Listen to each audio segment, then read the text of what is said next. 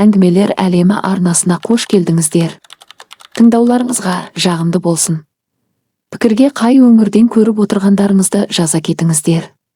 Қаншамыз екенін бірге білейік. Сенен түк шықпайды ғой деп күйеуі мысқылдай күлді. Осынша жыл менің мойнымда отырып үйде отырдың. Қазір сені еден жуушы болып та жұмысқа алмайды. Болмаса бір кафеде картоп тазалап көр. Негізі менің экономист дипломым бар деді Гүлнұр ашуланып. Бәстесеміз бе? Не дейсің? Деп Ерлан елең ете қалды. Сенің ештеңең жоқ қой. Мен ауыр, лас жұмысқа орналасамын деді Гүлнұр. Гүлназ айтып еді, өзі бухгалтер болып істейтін мейрамханаға көкөніс тазалайтын адам керек екен. Сонда барамын. Егер бір апта шыдасам, логистикалық компанияның жартысын менің атымға жазасың. Ал 2 күннен кейін ақ шыдай алмай кетіп қалсаң ше? Деп күйеуі қарқылдап күлді. Маған бұл бәстің ұнап бара жатқаны. Есіңде ме, сен неге келісім шартын жасағың келетінін айтқансың? Деді Гүлнұр. Иә, айттым. Онда келісейік. Егер мен шыдай алмасам, ешқандай қарсылықсыз сол келісім шартқа қол қоямын, және өмір бойы сенің бизнесіне ешқандай талап қоймаймын. Жақсы, ал егер сені жұмысқа мүлде алмаса ше? Бұл жеңіс болып есептелеме? Деп сұрады Ерлан. Егер бұл жерге алмаса, басқа жерге барамын. Ең бастысы, үмітсіз адамдар ғана істейтін ауыр әрі лас жұмыс болуы керек. Солай ма? Келістік. Деп Ерлан риза болып қолын созды. Өмірімде бірінші рет өз әйелімді бәске тігіп тұрмын. Гүлнұр үндеместен теріс бұрылды. Ол өз құнын дәлелдегісі келді. Ерлан табысты кәсіпкер еді. Бір кезде Гүлнұрдың де үлкен мансап құрып іскер әйел болуға арманы болған. Бірақ тұрмысқа шыққаннан кейін күйеуінің ісі өрге басты. Ерлан Гүлнұрдың жұмыстан кеш қайтқанына жиі наразылық білдіретін болды. Ақыры оған таңдау қойды. Не отбасы, не мансап. Сол кезде Гүлнұр жас болатын. Неке адамды өмір бойы бақытты етеді деп сенетін. Бірақ жылдар өте келе өзінің өміріндегі ең үлкен мүмкіндігін жіберіп алғанын түсінді. Екеуінің баласы болмады. Алғашында бұл Гүлнұрге қатты бататын. Ал Ерлан оны бедеу деп кінәлап, бәріне әйелін кінәлі ететін. Бір күні үй жинап жүріп, Айгүл кездейсоқ күйеуінің медициналық картасын тауып алды. Онда жүре пайда болған бедеулік деген диагноз жазылып тұр екен. Қызығы, бұл жаңалық Гүлнұрды тыныштандырды. Содан кейін Ерланның сөздері бұрынғыдай жанын ауыртпайтын болды. Бірақ күйеуінің кінәлауы азайған жоқ. Ол Гүлімнің болмашы қателіктерінің өзін бетіне басатын болды. Менің мойнымда отырсың. Өмірден түк түсінбейсің. Деп қайта-қайта айтатын. Гүлім бәріне шыдап келді. Бірақ шыдамның да шегі болады. Енді ол қандай жағдай болса да осы бәсте жеңуді мақсат етті. Телефонын алып, ең жақын құрбысы Гүлназға қоңырау шалды. Сәлем.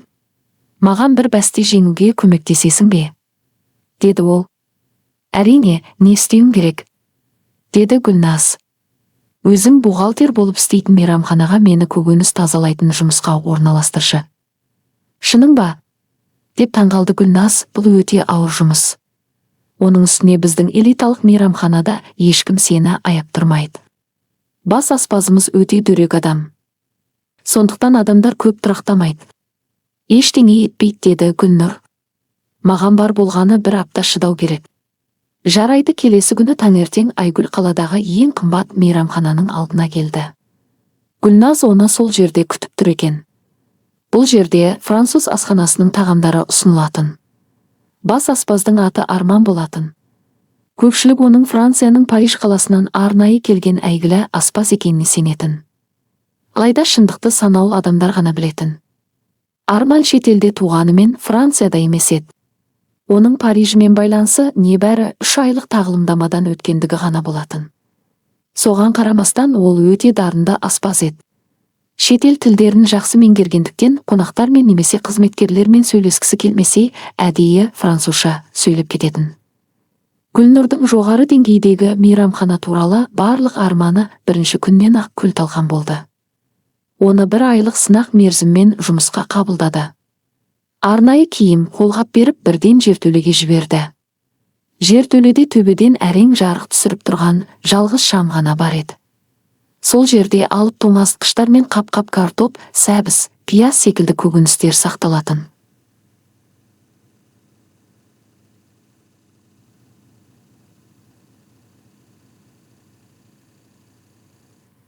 Бірінші жұмыс күннен кейін үйіне келген Айгүл қолына крем жағып отырып, бәрін тастап кетуге шақ қалды. Саусақтарының терісі сыдырылып кеткен. Жертөледегі мұздай су әлі де қолын қарып тұрғандай сезілді. Бірақ дәл сол сәтте Ерланның мазаққа толы көзқарасы есіне түсті. Жоқ, мен бәріне шыдаймын. Тек оның айтқанындай түкке тұрмайтын үй шаруасындағы әйел болып қалмаймын деп өзіне серт берді. Бұл жұмыстың жалғыз жақсы жағы бар еді.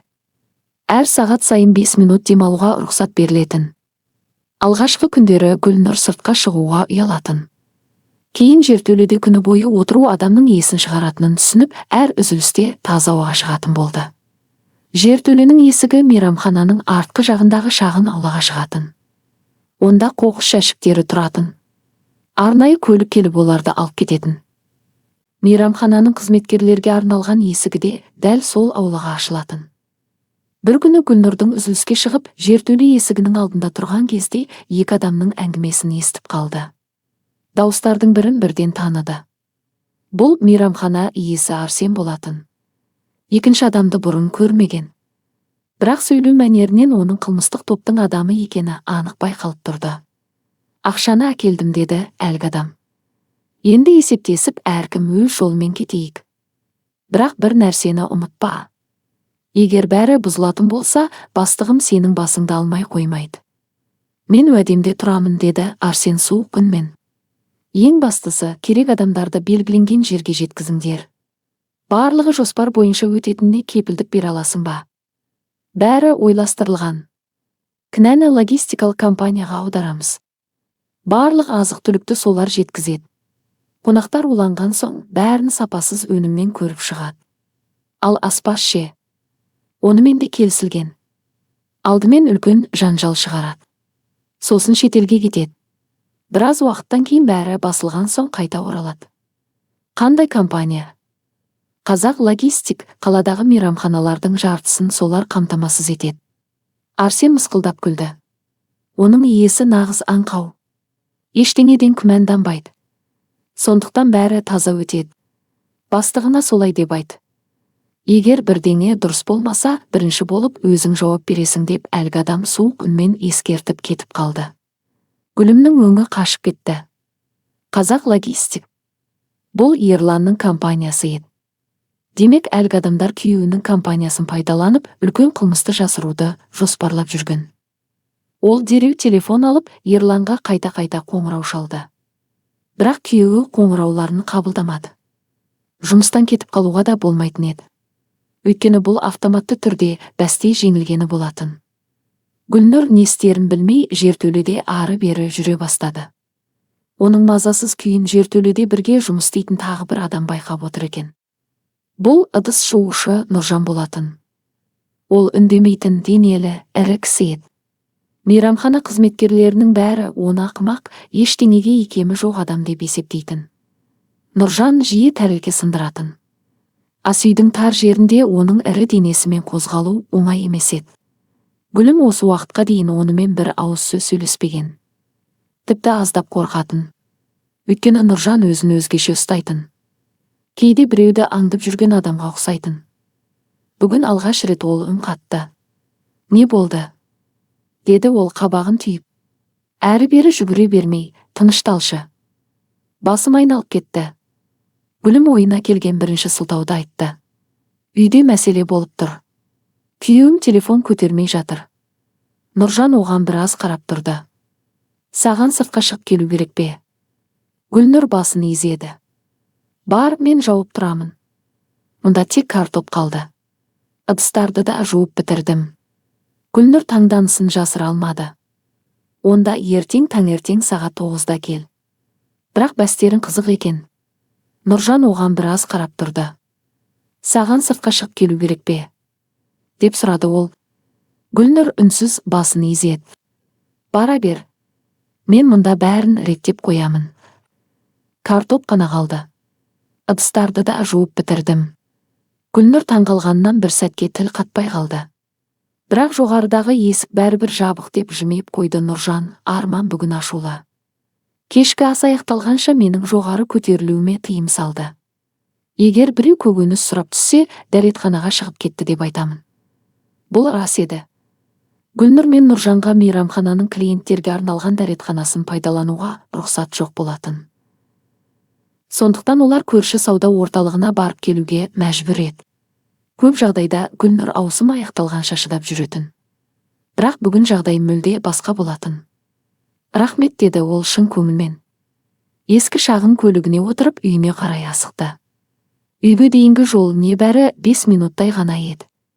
Пәтеріне жетіп кілтімен есікті ашқан сәтте ақ іштен біртүрлі дыбыстар естілді.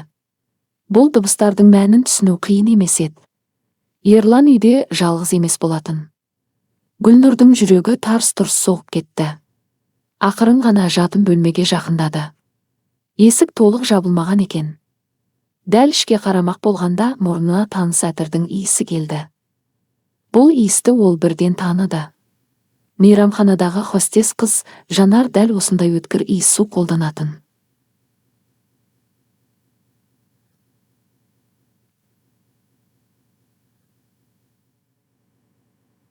Сол сәтте Гүлнұрдың есіне соңғы бірнеше күн түсті. Күн сайын жұмыстан келгенде дәл осы иісті сезетін. Бірақ оны жұмыстан сіңіп қалған иіс шығар деп ойлаған. Ал енді бәрі түсінікті болды. Жанар олардың үйіне келіп жүрген екен. Гүлнұр есік сыртында үнсіз қатып қалды. Іштен олардың күлкісі естілді. Сен бүгін керемет ойлап таптың, деді Жанар күліп. Арзан қонақ үйлерден әбден шаршадым. Ал мұнда нағыз қонақ үй сияқты. Әйеліңнің ақымақтығына рахмет. Төсек жаймасын крахмалдайды екен. Үйде ондайды бірінші рет көріп тұрмын. Ас дайындауы да жаман емес, деп күлді Ерлан. Кейде біздің бас аспаздан да дәмдірек жасайды. Рас айтасың. Мен оны үйден кетіру үшін 2 апта бойы осы бәсті әдейі дайындадым. Әйелім шынымен де өте аңғал. Жанар күліп жіберді. Енді күндіз еркін кездесе береміз. Жоқ, кешкі 7-ге дейін мейрамханада болуым керек. Арсен уақытында келмегендерді жек көреді. Ештеңе етпейді. Мен бұл бәсті тағы біраз созамын. Сосын неке келісім шартына қол қойдырып үйден бір жола шығарып жіберемін. Сонда ештеңесіз қалады. Сен қандай ақылсың? Гүлнұрдың көзінен жас ыршып кетті. Бірақ ол өзін ұстап қалды. Есікке қарай ақырын шегініп ешкімге байқалмай сыртқа шығып кетті. Көшеге шыққанда ғана көз жасына ерік берді. Біраз уақыттан кейін өзін әрең қолға алып қайтадан мейрамханаға оралды. Нұржан ештеңе сұрамады. Тек үнсіз өз жұмысын істеп жүре берді. Ал Гүлнұр картоп тазалай отырып, енді асығыс әрекет етуге болмайтынын түсінді. Алдымен бәсте жеңу керек. Содан кейін ғана бәрінің бетін ашуға болады. Сол күннен бастап әр үзіліс сайын аулаға шығып Арсеннің әңгімелерін мұқият тыңдайтын болды. Бір күні ол тағы бір қызық нәрсені байқап қалды. Нұржанның қолында өте қымбат швейцариялық сағат жарқ ете қалды. Гүлнұр мұндай сағаттың бағасын жақсы білетін. Өйткені кезінде дәл осындай сағатты Ерланның туған күніне алмақ болған. Қарапайым ыдыс жуушының мұндай сағат сатып алуға шамасы жетпейтіні анық еді. Оның кім екені туралы күдігі барған сайын күшейе түсті. Келесі күні таңертең Гүлнұрға бұрын соңды істемеген жұмыс тапсырылды. Әдетте көкөніс тиелген қаптарды жүк көлігінен қоймаға жүргізуші таситын. Бірақ бұл жолы жүргізуші: белімді ауыртып алдым, көтере алмаймын, деп бас тартып қойды. Сөйтіп ауыр қаптардың бәрін Гүлнұрдың өзі жертөлеге тасуға мәжбүр болды. Қаптар әбден ескірген екен. Арсен тіпті қаптың өзінен де үнемдейтін. Соңғы қапты көтеріп келе жатқанда түбі жыртылып кетті. Картоптар сатымен жан-жаққа домалап шашылды. Ойбай, деп Гүлнұр тез-тез картоптарды жинай бастады. Сол кезде оның көзі бір нәрсеге түсті. Картоптардың арасында ауа кірмейтіндей етіп қапталған кішкентай пластик контейнер жатыр екен.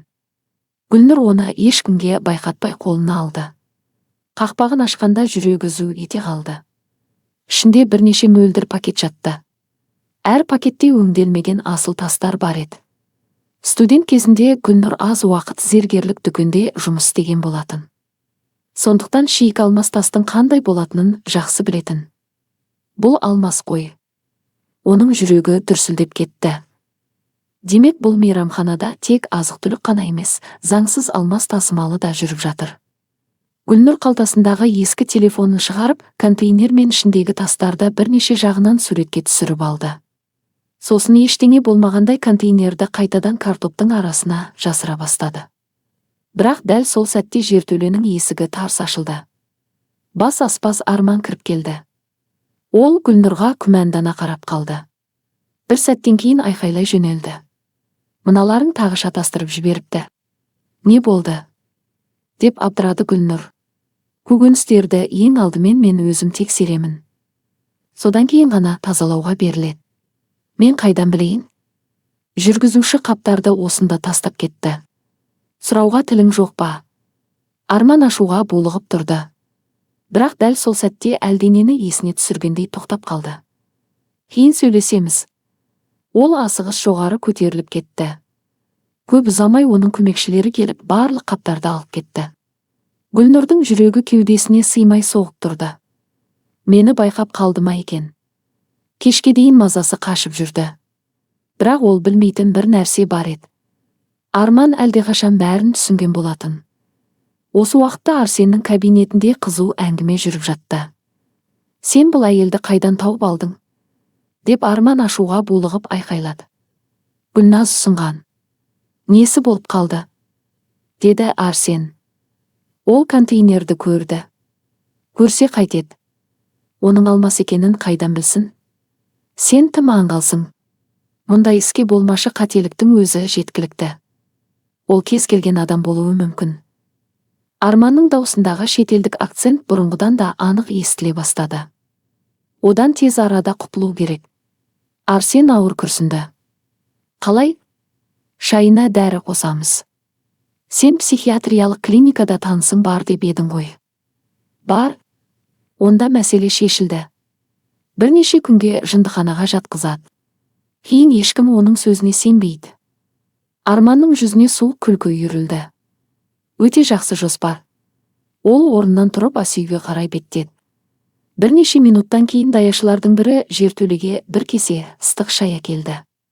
Бас аспаз сізден кешірім сұрады. Ашуға беріліп кетіпті. Гүлнұр шаршап отырған.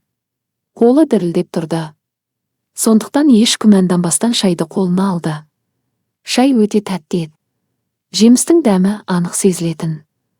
Бірақ бір түрлі ашылау дәмі де бар болатын. Жертөле суық болғандықтан Гүлнұр ыстық шайды асықпай іше бастады. Бірнеше минуттан кейін басы айналып кетті. Көзі қарауытып айнала бұлдырай бастады. Дәл сол сәтте жертөлеге Нұржан кіріп келді. Нұржан жертөлеге кірген бойда Гүлнұрдың түріне бір қарады. Әйелдің өңі бозарып, қолындағы шай кесесі жерге түсіп кеткен еді. Ол қабырғаға сүйеніп әрең тұрды. Саған не болды? Деп сұрады Нұржан. Білмеймін. Басым айналып барады. Көзім ештеңе көрмей тұр. Гүлнұрдың аяғы қалтырап есінен танып бара жатқандай болды. Нұржан оны құлап кетпей тұрғанда қағып алды. Сол сәтте жертөле есігі қайта ашылды. Арман төменге түсті. Не болып қалды? Деп сұрады ол, бірақ жүзінен ешқандай алаңдаушылық байқалмады. Нұржан үндемеді. Арман мысқылдай күліп, мына әйелдің жүйкесі бұрыннан сыр берген сияқты. Бүгін картоптың ішінде алмас бар деп сандырақтап жүр. Әбден шаршаған ғой. Есінен ауыса бастаған шығар. Гүлнұр әлсіз ғана. Шайға бірдеңе қостыңдар деп сыбырлады. Тыныш отыр. Деп зекіді Арман. Жақында арнайы көлік келеді. Көп ұзамай мейрамхананың артқы есігіне ақ түсті шағын көлік тоқтады. Екі ер адам медициналық киіммен ішке кірді. Бір қарағанда жедел жәрдем қызметкерлеріне ұқсайтын. Науқас қайда? Деді олардың бірі. Міне, осы әйел, деді Арман кенеттен есінен ауысты. Өз-өзіне қауіп төндіруі мүмкін. Түсінікті. Олар ештеңе сұрамастан Гүлнұрды зембілге жатқызды. Қол аяғын белбеумен байлай бастады. Жоқ, мен жынды емеспін. Жіберіңіздер, деді Гүлнұр әлсіреген дауыспен. Бірақ ешкім тыңдамады. Арман жымиып тұрды. Қажет жерге барған соң тынышталады. Зембілді артқа аулаға шығарып бара жатқанда, кенет олардың жолын бір адам бөгеді. Бұл Нұржан еді. Ол бұрынғыдай еңкіш тартып тұрған жоқ. Тік тұрды. Көзқарасы мүлде өзгеріп кеткен. Бұл бер, деді санитарлардың бірі. Қауіпті науқасты алып бара жатырмыз. Нұржан сабырлы ғана.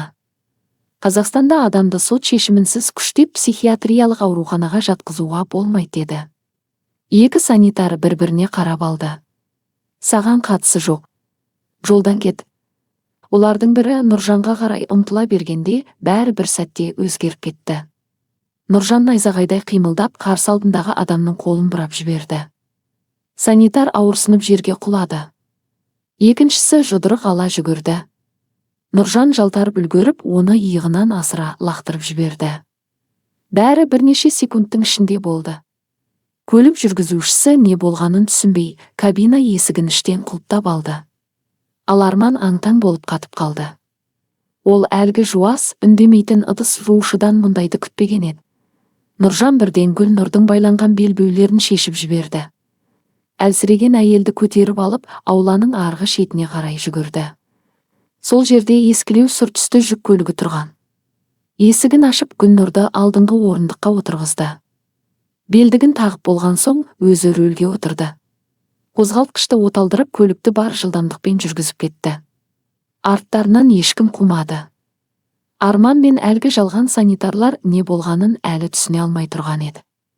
Ал Гүлнұр болса, жартылай ес-түссіз күйде Нұржанға қарап сыбырлады. Сен шынында кімсің? Нұржан көзін жолдан алмай. Аздап шыда. Қауіпсіз жерге жеткен соң бәрін айтып беремін, деді. Жүк көлігі қала көшелерімен жүйткіп бара жатты.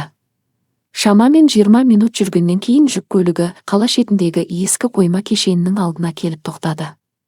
Бұл жер сырт көзге қараусыз қалғандай көрінетін. Темір қақпаның сырты татбасқан, терезелерінің көбі тақтаймен шегеленген. Нұржан көлікті ішке кіргізді. Қақпа автоматты түрде жабылып қалды. Гүлнұр әлі де өзін әлсіз сезініп отыр еді. Біз қайдамыз? Деп әрең сұрады ол. Қауіпсіз жердеміз, деді Нұржан қысқа ғана. Ол Гүлнұрға су құйылған бөтелкені ұсынды. Аздап іш. Шайға қатты әсер ететін дәрі қосылмаған. Тек уақытша естен тандыруға арналған дәрі болған. 1 сағаттан кейін өзіңді жақсырақ сезінесің. Гүлнұр таңырқай қарады.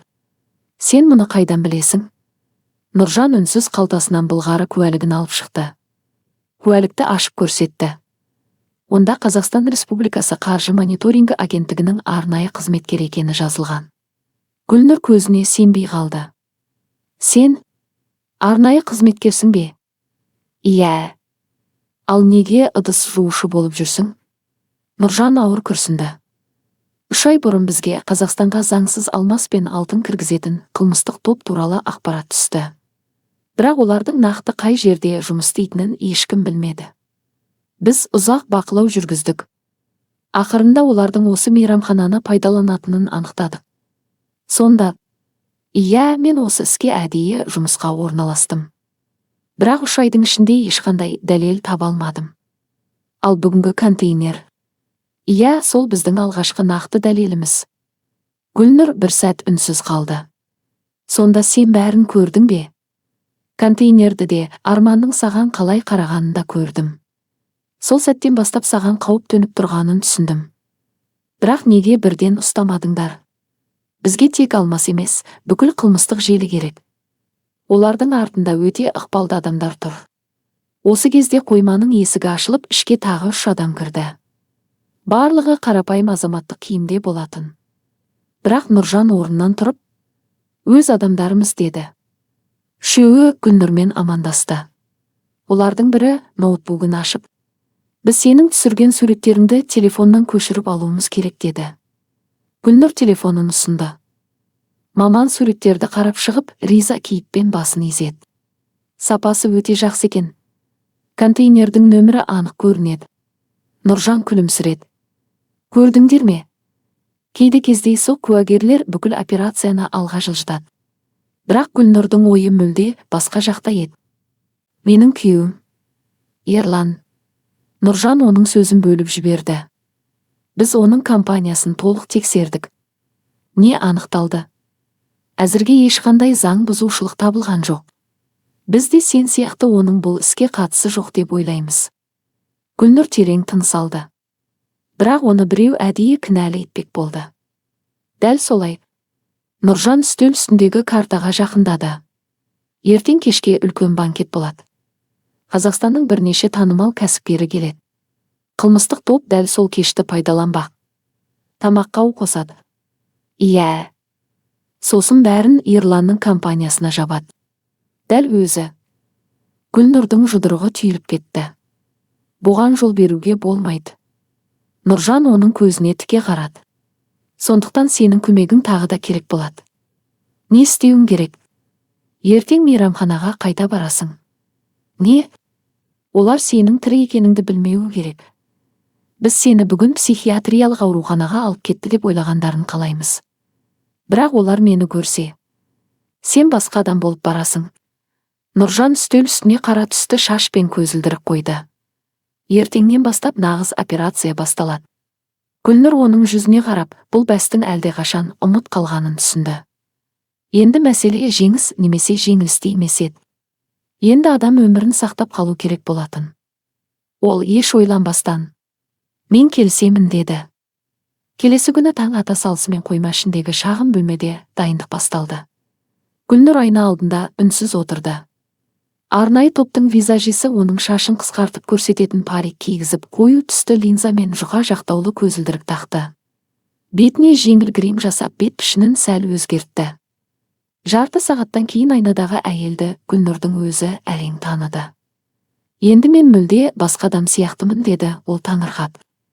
Нұржан күлімсіреп басын изеді. Дәл осы бізге керек. Бірақ мені жұмысқа қайта қалай кіргізесіздер? Мейрамханада бүгін банкетке байланысты уақытша жұмысшылар жетіспейді. Біз сені тазалық қызметкері ретінде кіргіземіз. Құжаттарың да дайын. Гүлнұр терең дем алды. Егер Арман танып қойса ше. Танымау үшін барлығын жасадық. Оның үстіне ол сені қазір психиатриялық ауруханада жатыр деп ойлайды. Кешкі сағат 6-да мейрамхана бұрын соңды болмағандай қарбалас күйге түсті. Даяшылар жүгіріп жүр. Аспаздар тағам әзірлеуде. Музыканттар дыбыс құралдарын тексеріп жатыр. Қонақтардың алғашқы көліктері де келе бастады. Гүлнұр қолына еден жуатын арба ұстап дәліздерді баяу аралап жүрді. Құлағында көзге көрінбейтін шағын құлаққап бар еді. Біз сені көріп тұрмыз деді Нұржанның дауысы. Сабыр сақта. Қоймадағы бейне бақылау жүйесіне арнайы топ әлдеқашан қосылып қойған. Барлық қозғалыс бақылауда болатын. Сол кезде Гүлнұр Арманның ас үйден шығып қоймаға қарай беттегенін байқады. Нысана қозғалды деді ол сыбырлап. Артынан бар. Бірақ байқатпа деді Нұржан. Арман қоймаға кіріп есікті ішінен жауып алды. Бірнеше секундтан кейін тағы екі адам келді. Бірі Арсен. Екіншісі Гүлнұр бұрын аулада көрген қылмыстық топтың мүшесі. Гүлнұр есік сыртында еден жуып жүрген адам сияқты кейіп танытып тұрды. Есік толық жабылмағандықтан іштегі әңгіме анық естіліп тұрды. Контейнерлердің бәрі келді ме? Деп сұрады Арсен. Иә, деді әлгі адам. Ал Арман үстел үстіндегі кішкентай қара сөмкені ашты. Ішінен түссіз сұйықты құйылған бірнеше құты шықты.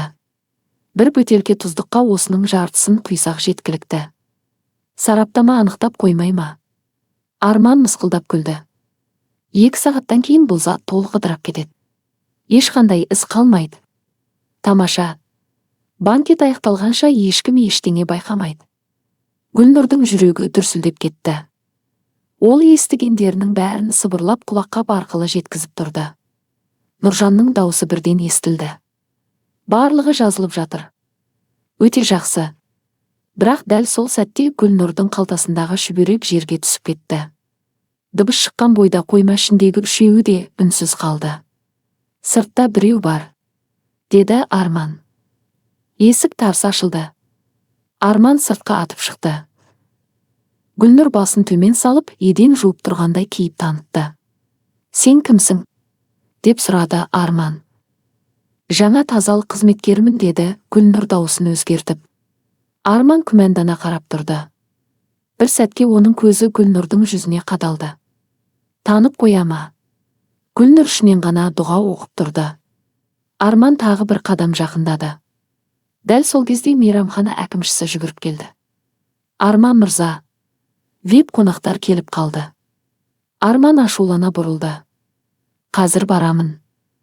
Ол тағы бір рет Гүлнұрға қарап алды да қоймаға қайта кіріп кетті. Гүлнұр терең дем шығарды.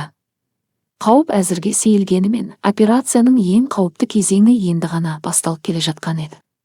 Арман әкімшімен бірге банкет залына кеткен бойда Нұржанның дауысы құлаққаптан анық естілді. Гүлнұр, олар дәлелдерді қоймада қалдырды. Қазір сенің небәрі 3 минутың бар.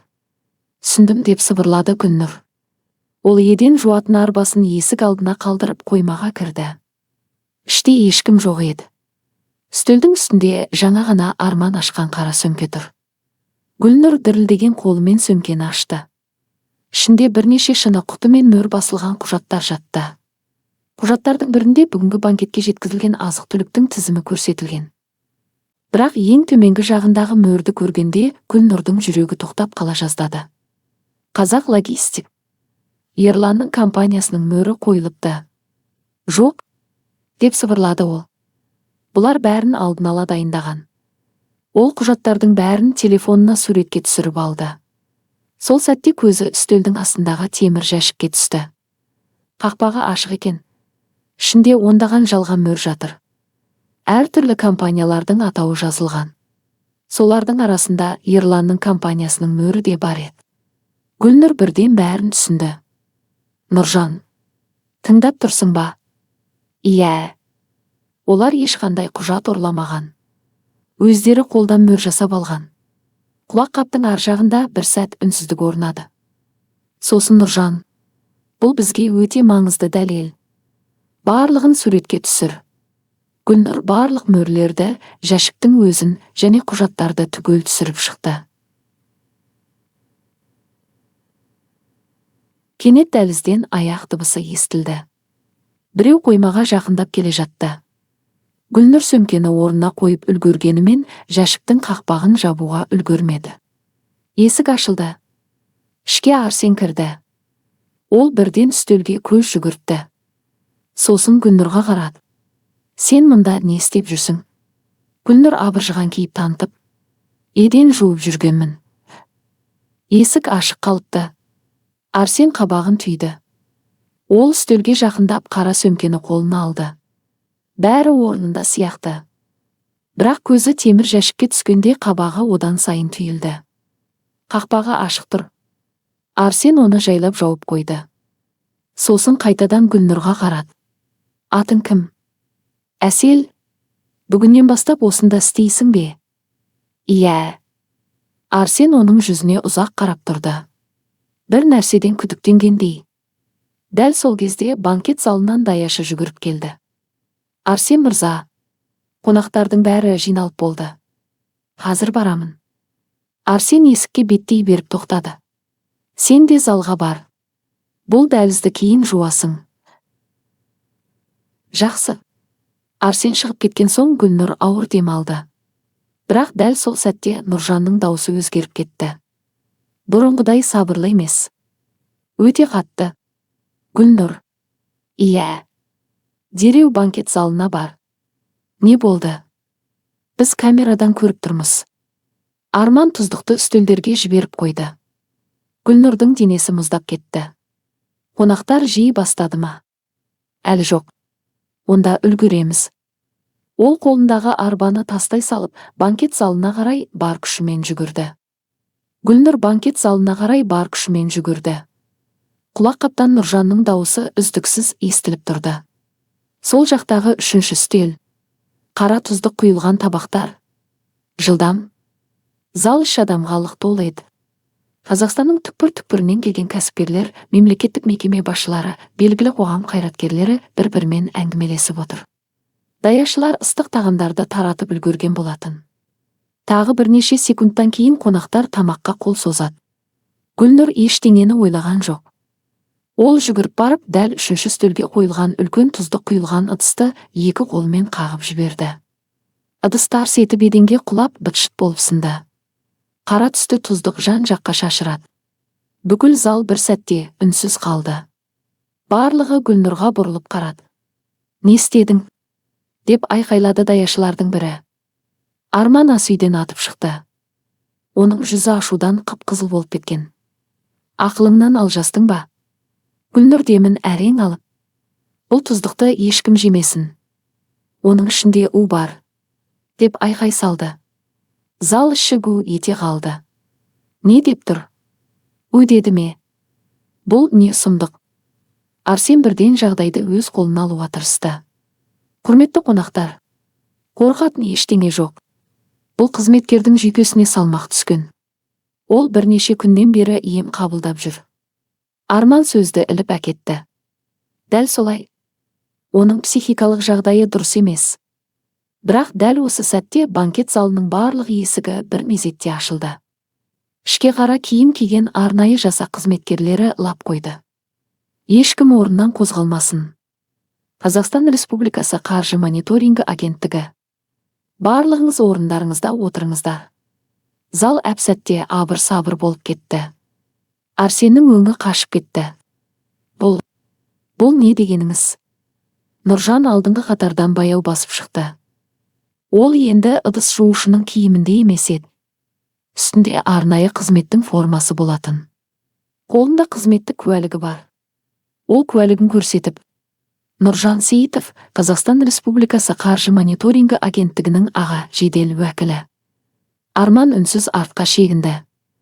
3 ай бойы жүргізілген жасырын операция аяқталды, деді Нұржан нық дауыспен. «Арсен Төлегенов, Арман Дүйсенбаев, сіздер заңсыз алмас саудасын ұйымдастырды, жалған құжат жасады, аса ірі көлемдегі контрабандамен айналысты, және жаппай адам улауға әрекет жасады деген күдікпен ұсталып тұрсыздар. Бұл өтірік», деп айқайлады Арсен. «Бізде жеткілікті дәлел бар». Нұржан қолын көтерді. Экранға бейне жазба шықты. Қоймадағы жасырын камерадан түсірілген бейне. Арманның тұздыққа белгісіз сұйықты құйып тұрған сәті анық көрініп тұр. Артынша оның: «Бірнеше сағаттан кейін ешқандай із қалмайды» деген сөзі естілді. Залда отырғандардың бәрі аң-таң болып қалды. Арсеннің аяғы дірілдеп кетті. Арнайы жасақ қызметкерлері екеуіне кісен салды. Сол кезде Ерлан орнынан атып тұрды. Ол осы банкетке арнайы шақырылған екен. Болған жағдайды әлі түсіне алмай тұрды. Көзі Гүлнұрға түсті. Гүлнұр оған жай ғана қарады. Көзінде бұрынғы мұң да, қорқыныш та жоқ еді. Тек салқын тыныштық. Ерлан оған жақындай бастады. «Кешірші. Мен?» Гүлнұр қолымен тоқтатты. «Айтар сөзіңді кейін айтасың». Дәл сол сәтте арнайы қызметкер Ерланға жақындап: «Ерлан мырза, сіздің компанияңызға қатысты барлық күдік алынып тасталды.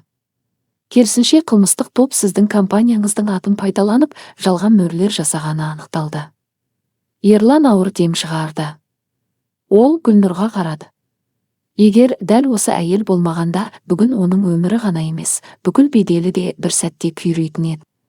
Ал Гүлнұр ішінен бір ғана ойды қайталады: «Мен бұл бәсті әлдеқашан жеңіп шықтым».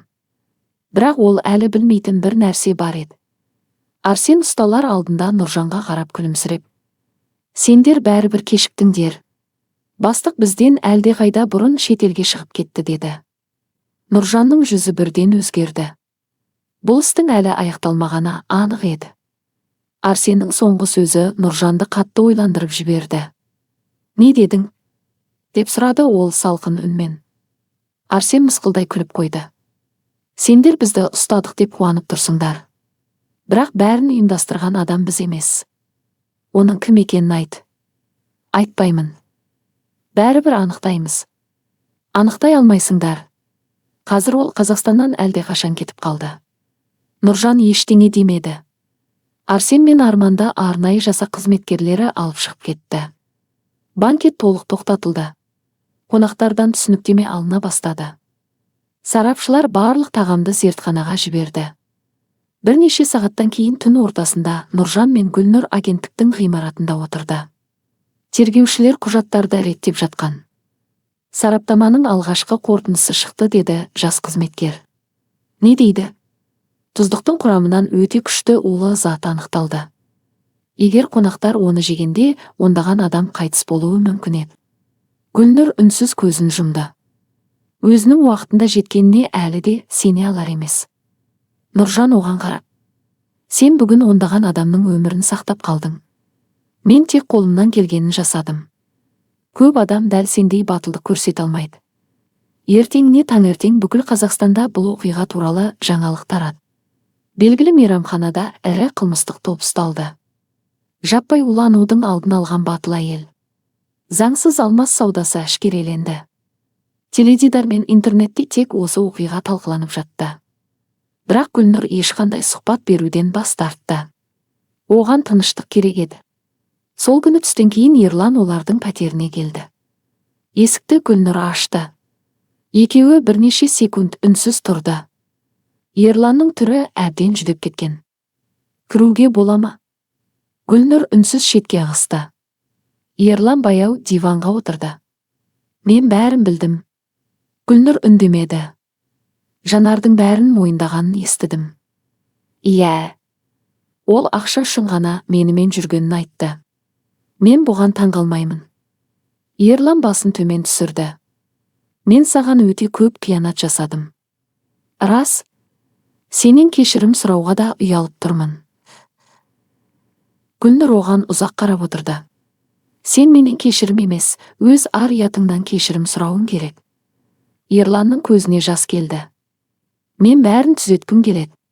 Кейбір нәрсені түзету мүмкін емес. Бір мүмкіндік берші. Гүлнұр басын шайқады. Сен мені жұмыс істей алмайсың деп қорладың. Мені түкке тұрғысыз адам дедің.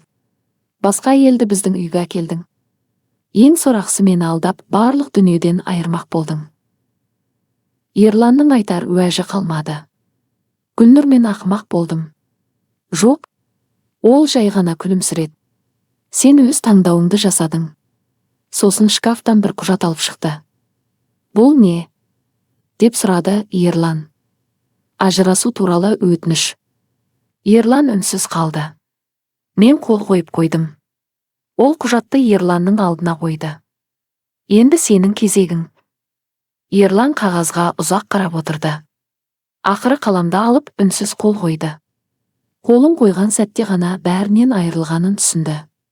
Компаниясы аман қалды. Ақшасы да қалды. Бірақ өміріндегі ең адал адамды мәңгілікке жоғалтқан еді. Гүлнұр құжатты жинап алып есікті ашты. Сау бол, Ерлан. Ерлан үнсіз сыртқа шықты. Бұл олардың соңғы кездесуі болды. Дәлізде Нұржан күтіп тұрған еді. Ол ештеңе сұрамады. Тек Гүлнұрдың жүзіне қарап: енді бәрі аяқталды ма? Деді. Гүлнұр терезеден көк аспанға көз тастады. Сәл жымиып: жоқ. Неге? Өткен арада 3 ай өтті. Көктемнің шуақты күні еді. Алматы қаласының орталығында орналасқан жаңа кеңсенің алдында адамдар жиналып тұрды. Ғимараттың маңдайшасында үлкен әріптермен GN Consulting деп жазылып тұр.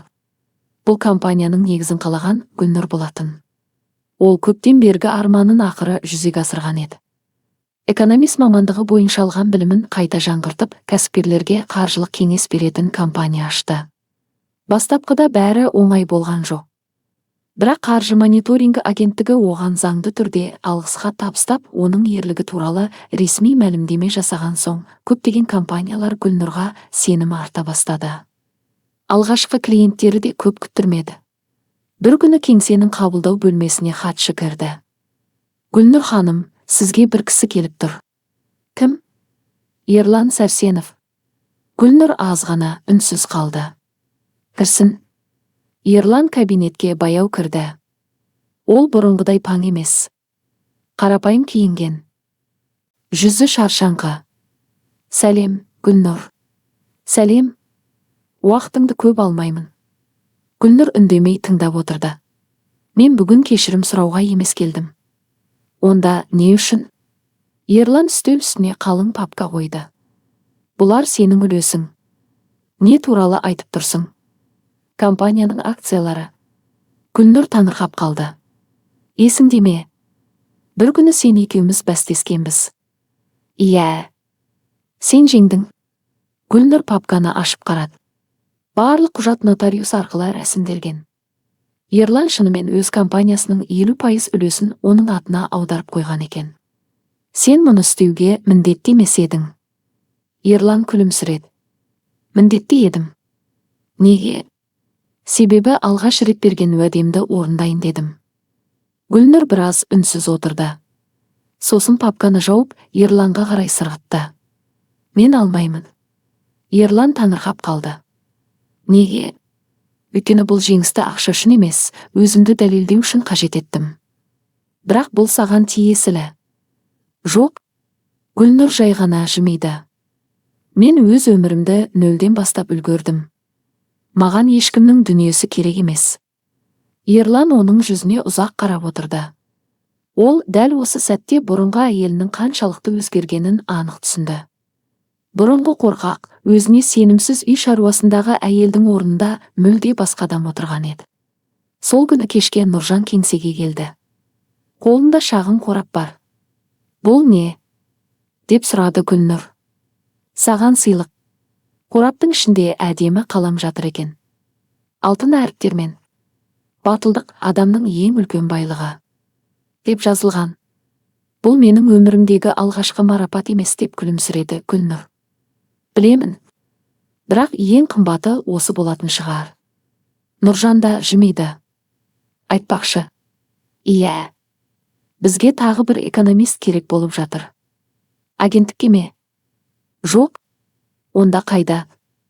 Қаржы қылмыстарын зерттейтін арнайы бөлімге. Гүлнұр таңырқай қарады. Бұл ұсыныс па? Иә.